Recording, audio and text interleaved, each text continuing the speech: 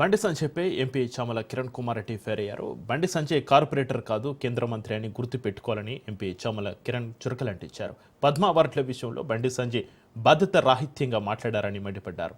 జరగబోయే బడ్జెట్ సమావేశంలో అయినా బీజేపీ ఎంపీలు విభజన హామీల గురించి మాట్లాడాలని డిమాండ్ చేశారు. పద్మ అవార్డుల విషయంలో ఏదైతే బాధ్యతారహితంగా మాట్లాడినటువంటి బండి సంజయ్ గారైనా, RRR విషయంలో వాస్తవాలు అన్ని తెలిసి బాధ్యతగా ఉన్నటువంటి లక్ష్మణ్ గారు ప్రజల తప్పుదో పట్టించి కాంగ్రెస్ ని రికార్డంలో పెట్టే ప్రయత్నం చేసేదాన్నైనా, కిషన్ రెడ్డి గారు దావోస్ కి హైదరాబాద్ కంపెనీలు పోయి గాడ పోయి మాట్లాడుకోవడం ఎందుకు, ఈయన్నే బంజారాయిల్స్ రోడ్డు అవతలు వచ్చి మాట్లాడుకోవచ్చు కదా అని చెప్పేటువంటి సందర్భం వరకు ఇవన్నీ కూడా పక్కన పెట్టాల్సిన అవసరం వచ్చింది. బడ్జెట్ లో మనం ఎంత తీసుకురాగలుగుతామో అనేది ఇంపార్టెంట్. పద్మ అవార్డుల లెక్క ఎందుకు ఇస్తాము, మనం ఎన్ని తీసుకొచ్చినాము, అది పద్మ అవార్డులైనా రేపు తెలంగాణకు రావాల్సిన నిధులైనా ఎన్ని తీసుకొచ్చినాం అనేదే లెక్కలకు వస్తుంది.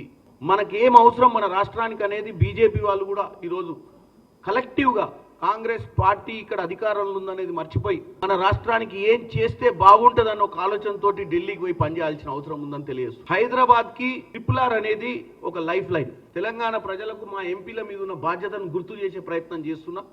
ఇటు బీజేపీ అయినా మేమైనా అందరం కలిసి పనిచేయాల్సిన అవసరం ఉంది. 45,000 కోట్ల రూపాయలు మనం దాని మీద ఖర్చు పెట్టాల్సిన అవసరం ఉంది. ఇకపోతే మీ అందరికీ తెలుసు మెట్రో రైల్ ఫేజ్ 2. ఈ మెట్రో రైల్ ఫేజ్ 2 ప్రాజెక్టు హైదరాబాద్కి 50% JV project, government of India, government of Telangana కలిసి చేసుకున్నటువంటిది. ఈ మెట్రో రైలు, ఈ RRR, ఈ రేడియల్ రోడ్స్ తోటి హైదరాబాద్ నగరం వాస్తవంగా ఒక గ్లోబల్ సిటీ అయ్యే అవకాశం ఉంది.